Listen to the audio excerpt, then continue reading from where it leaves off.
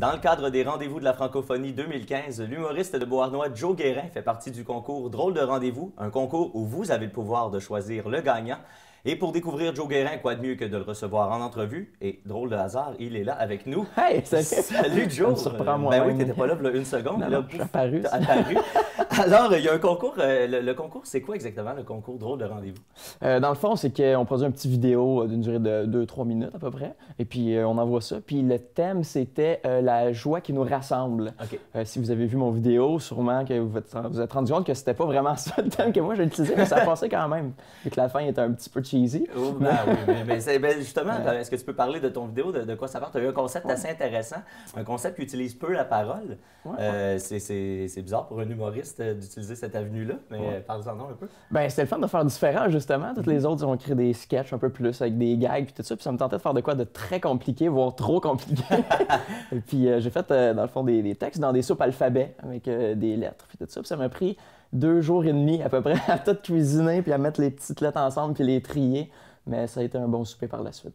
C'est ça que je me suis dit au début, quand j'ai vu le travail que ça impliquait, parce que c'est ça, le concept, c'est de réussir à faire tenir des petites nouilles ensemble pour faire écrire des mots. Et là, c'est 2 personnes qui sont pas capables de communiquer et qui communiquent seulement par le biais de la soupe alphabet. Ben, comme plusieurs personnes le font d'ailleurs. C'est juste que je suis rentré dans une petite bulle qu'on parle pas trop, mais ça existe déjà. C'est un phénomène très connu sur les internets surtout. Qu'est-ce que tu peux gagner avec ce concours-là? Je peux gagner 3 000 $ si, dans le fond, je suis premier. On est 10 finalistes. Là. Et puis, le deuxième, c'est 2 000 $. Puis le troisième, je pense qu'il est sur le podium, mais il n'y a rien. Là. Il fait ça comme ça avec son trophée. Mais on y reprend après, par exemple. Il y a rien prêté.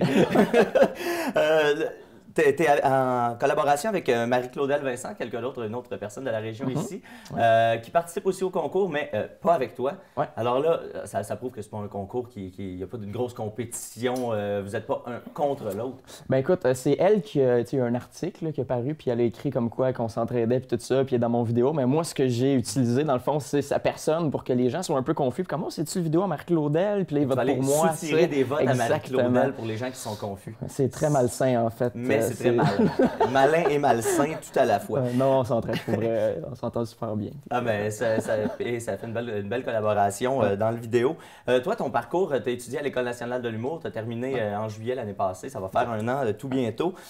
Et tu as aussi démarré les soirées au Vieux-Beauharnois. Tu as décidé de démarrer ça.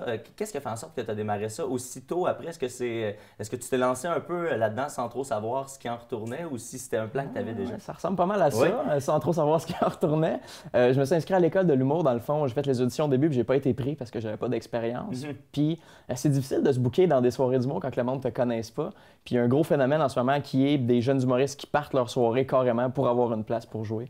Puis on est allé là-dedans, puis ça a bien marché, il faut croire, c'est la 4e année, puis ça continue de rouler. Ben justement, les soirées se multiplient à Montréal comme ça, et souvent, ces soirées ont une durée de vie assez courte. La tienne a marché dès le début et puis de ce que j'en entends, du moins pour être un peu dans le milieu des humoristes, ça fonctionne très bien, les gens aiment ça. Qu'est-ce qui fait en sorte, tu penses, que la soirée fonctionne aussi bien? Je pense qu'on a une mascotte de singe avec une tête de gorille en chest qui cale des pichettes de bière. Ça, je pense que ça a Déjà, joué. c'est vendeur. Déjà, c'est vendeur. Hein? On se lève le matin, c'est ça qu'on veut voir. Mais on attire aussi des humoristes qui sont déjà dans le milieu. Là, c'est pas, il y a des amateurs aussi, on essaie de donner la chance, mais on essaie d'avoir des bons line-up. Fait que je pense que ça l'attire le monde. Ça donne un show de bonne qualité aussi, puis c'est des gens du coin. Puis il se passe pas tant grand-chose à Beauharnois à part le Mallette, mais il est fermé l'hiver. Fait qu'il faut compenser en quelque part. Et puis... Et les gens aussi connaissent l'humour par Étienne Dano à Beauharnois, qui a été quand même un pionnier dans la région pour les humoristes. Alors, il y a déjà un lien aussi avec ça. Mon mentor, d'ailleurs, c'est lui qui m'a donné un petit coup de pied au début pour me donner un coup de main. Dans le fond, il m'a dit où commencer, quelle place aller voir. Puis, c'est intéressant parce qu'il a fait la même chose avec les Pic-Bois à leur début. C'est lui qui les a introduits à Montréal, tout ça. Et alors, Étienne Dano, non seulement un humoriste de talent, mais aussi un gars de cœur qui partage son talent, finalement. Ton style, ça s'apparente à quoi? Là, tu nous as lancé des bribes. Je sens de l'absurde, je sens du non-sens, je sens du déconstruit. Non, c'est très politique. Écoute, j'essaie de changer le monde. Toujours très sérieux. Un début, un milieu, une fin. Exactement ça. J'essaie de faire un punch au début que je vais ramener plus tard pour te surprendre. Puis ça va sûrement être le dernier punch de mon number aussi. Tu vas faire, wow, c'est bien emballé, c'est concis. C'est rafraîchissant. On n'a jamais vu ça. Par des relations hommes-femmes.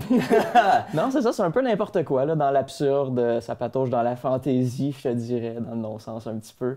Ouais, parce que je trouve ça le fun, rafraîchissant d'écrire des trucs que le monde font comme, OK, je vais rire, mais c'est parce que je comprends pas nécessairement qu'est-ce qui se passe, là. Mais ouais, je trouve ça nice, dans l'absurde, je te dirais, ouais, dans le fantaisiste. Et tes soirées au Vieux Beauharnois, ça continue toujours? Et c'est quelle date, c'est quand? C'est chaque dernier vendredi du mois. Donc, le prochain, c'est le 27 mars, je pense. Ça aurait du sens, le 27, ouais? me semble. Okay. Sinon, tu on me va dis le que c'est corriger ça au bas va de être ça. l'écran. Sinon, on va le corriger au bas de l'écran.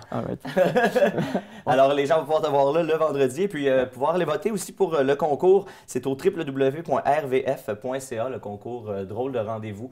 Alors, si vous voulez aller voter pour Joe, faites-le. C'est un garçon charmant, un garçon attachant. Merci. Alors, il mérite que vous alliez voter pour lui. Alors, merci beaucoup d'avoir été là, Joe. Ça fait plaisir. Salut. Salut.